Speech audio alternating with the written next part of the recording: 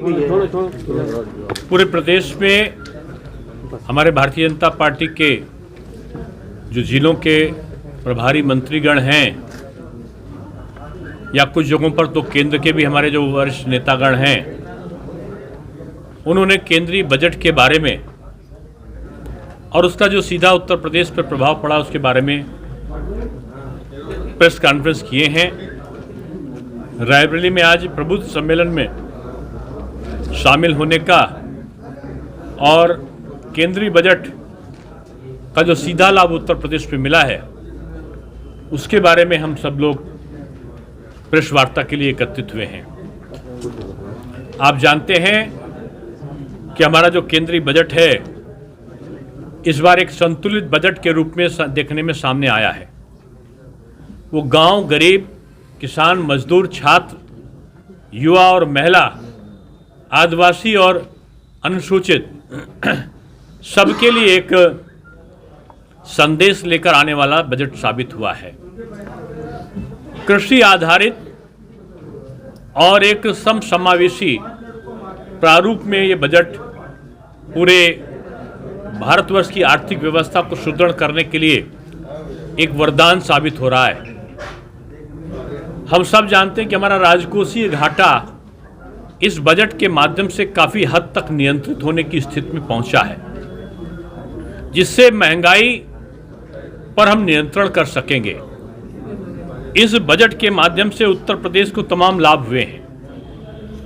जैसे एकलव्य विद्यालय पूरे भारतवर्ष में जहां खुल रहे हैं, वहीं 6 विद्यालय का 4 नए एकलव्य विद्यालय का लाभ लखनऊ, बिजनौर, सोनभद्र, श्रावस्ती इन जिलों में 4 नए एकलव्य विद्यालय जो 48 करोड़ की लागत से मैदानी क्षेत्र में, पहाड़ी क्षेत्र में और 38 करोड़ की लागत से जो मैदानी क्षेत्र उसमें बनेंगे, उनका लाभ सीधे तौर पर उत्तर प्रदेश को मिला है।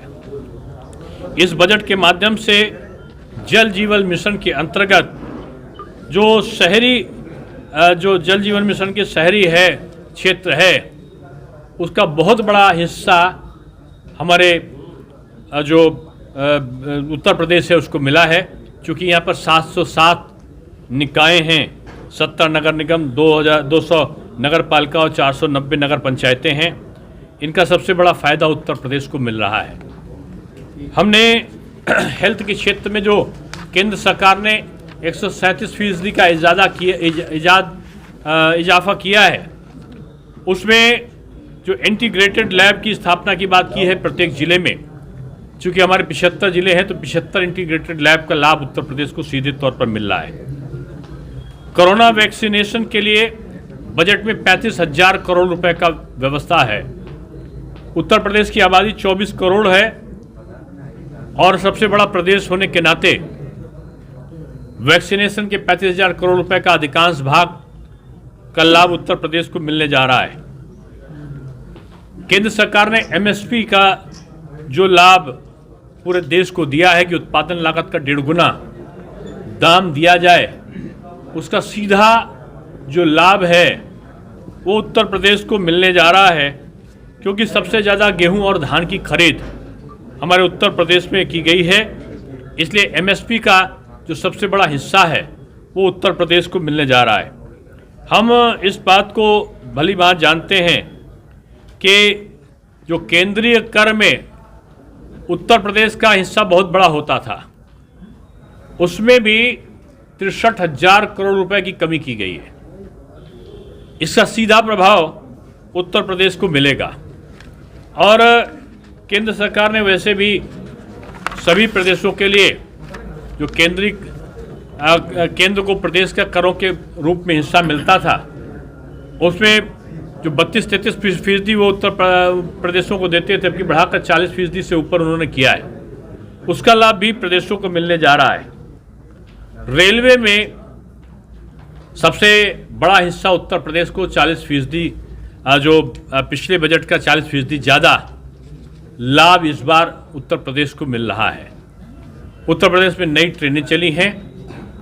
अयोध्या के स्टेशन का 100 करोड़ से जहां सौंदर्यीकरण होगा वहीं कई क्षेत्र उत्तर प्रदेश के ऐसे हैं जिनके रेलवे लाइन की डबलिंग का काम, रेलवे स्टेशनों के सौंदर्यीकरण का काम, उनके इंटरनेट और वाईफाई का आधुनिकीकरण का काम, उनके विद्युतीकरण का काम, ये सबसे बड़ा हिस्सा आज 8,590 करोड़ रुपए का रेलवे का ये उत्तर प्रदेश को मिल रहा है। उत्तर प्रदेश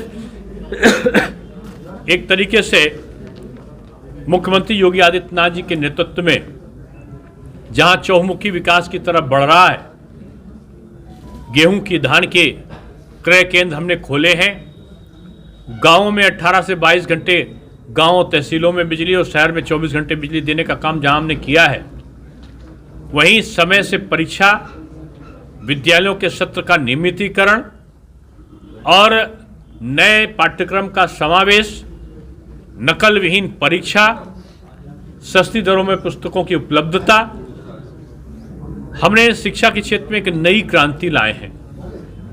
उच्च शिक्षा के क्षेत्र में जहां 52 नए महाविद्यालय बने हैं, वहीं 3 जो सरकारी स्तर के विश्वविद्यालय हैं उन पे काम चल रहा है निर्माण का। वहीं दर्जनों निजी क्षेत्र के जो विश्वविद्यालय हैं वो उत्तर प्रदेश में नए खुलने जा रहे हैं। उत्तर प्रदेश में डिफेंस कॉरिडोर,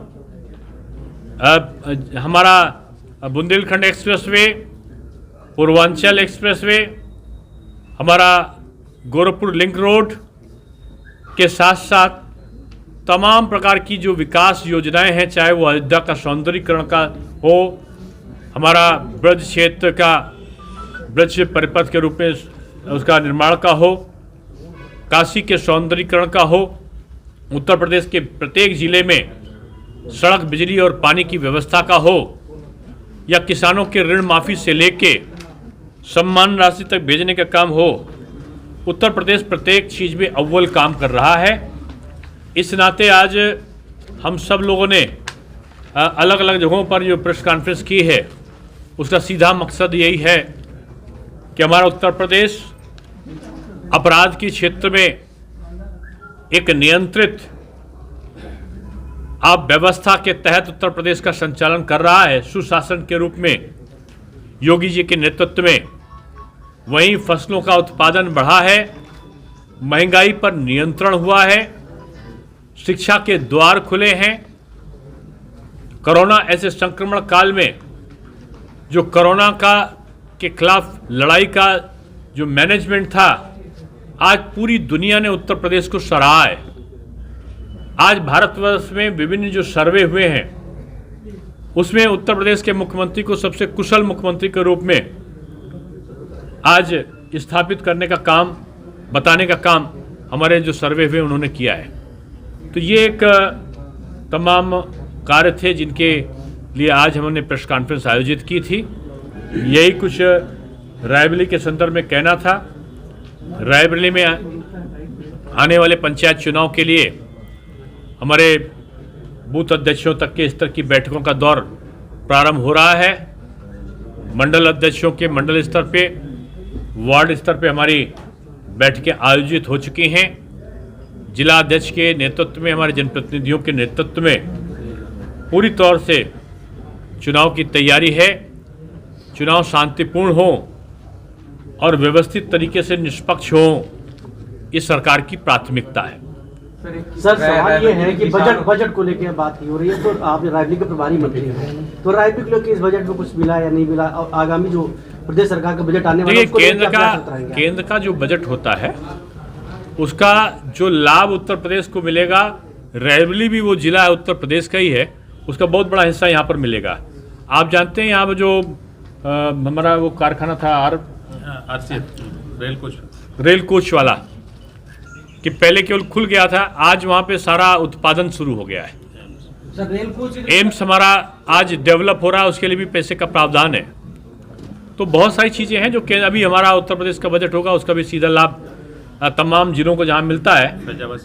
तो जो लाभ है, जैसे एक्सप्रेस वे बन रहा है फैजाबाद से, तो उसका लाभ रायबरेली तक आएगा, रायबरेली को मिलेगा।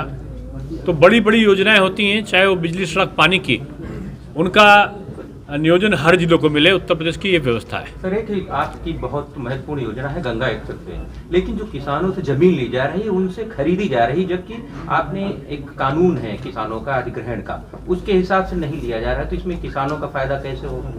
नहीं, अधिग्रहण के जो नियम सरकार ने लागू किए हैं वो देश के सर्वोत्तम नियमों में से हैं, जो किसानों को सबसे ज्यादा लाभ पहुंचाते हैं। क्रय क्यों किया जा रहा था? नहीं, क्रय भी किया जा रहा है, अधिग्रहण भी कर रहे हैं। उनको जो उनकी लागत मूल का जितना देने का वादा किया गया था वो सरकार उसका भुगतान कर रही है। सर, बोर्ड परीक्षा और पंचायत चुनाव की तारीखों में क्या आगे रहेगा, क्या पीछे जाएगा? पंचायत चुनाव पहले हो जाएंगे और बोर्ड की परीक्षा पंचायत चुनाव के बाद 24 अप्रैल से होगी। सर, एक ऊंचाहार का मामला है, आपकी सरकार कहती है एंटी भूमाफिया सेल बनाया गया है। आपको एक और बता दें कि 15 तारीख से कल से सारे विश्वविद्यालय और महाविद्यालय भी खुल जाएंगे। तो सर, एंटी भूमाफिया सेल जो बना हुआ है उसमें कहा गया है कि भूमाफियाओं पर कार्रवाई होगी और आपकी सरकार कर भी रही है, लेकिन एक दलित है ऊंचाहार का जो लगातार यहाँ कलेक्ट्रेट का चक्कर लगा रहा है, उसमें उद्योग विभाग जो सरकारी विभाग है वही उसकी जमीन को बेच रहा है, जबकि देखिए ये व्यक्तिगत प्रकरण जिनका आपने जिक्र किया, ये सब जब हम लोग के सम्मुख आते हैं तो हम लोग उस पर त्वरित कार्रवाई करते हैं। अगर ये प्रकरण आएगा तो उस पर त्वरित कार्रवाई। सर, भारतीय जनता पार्टी एक संस्कारी पार्टी के नाम से जानी जाती है। पंडित दीनदयाल उपाध्याय जी की पुण्यतिथि थी और आपके जिला मीडिया प्रभारी श्यामा प्रसाद मुखर्जी की फोटो लगाकर सोशल मीडिया पर डालते हैं कि पंडित दीनदयाल उपाध्याय जी की पुण्यतिथि। आप इन घटनाओं का उल्लेख इसलिए नहीं करें कि निचले स्तर पर अगर किसी ने कोई त्रुटि के कारण किया होगा तो उसका संशोधन भी उन्होंने कर लिया होगा। अरे सर, इससे पहले भी धन्यवाद आपका।